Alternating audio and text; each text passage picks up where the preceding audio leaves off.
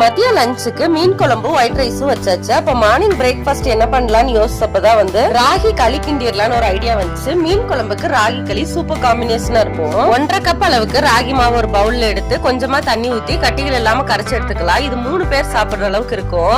இப்ப stove on பண்ணி ஒரு கடாய் வச்சு அதுல 1:2 அளவுக்கு தண்ணி ஊத்தி கொதிக்க வச்சிருக்கேன். 1 கப் ராகி மாவுக்கு 2 கப் தண்ணி. இப்ப நம்ம கரைச்சு எடுத்த ராகி மாவு அதுல ஊத்தி நல்லா கட்டிகள் எல்லாம் மிக்ஸ் பண்ணலாம். தேவையான அளவுக்கு உப்பு சேர்த்துக்கலாம். நல்லா கைவிடாம கிளறிட்டே இருக்கணும். நல்லா கட்டியாக ஸ்டார்ட் ஆகும். இந்த டைம்ல இதுல கொஞ்சமா சாப்பாடு இதுல ஆட் பண்ணி மிக்ஸ் பண்ணிக்கலாம். சாப்பாடு இதுல சேர்க்கும் போது டேஸ்ட் நல்லா இருக்கும்.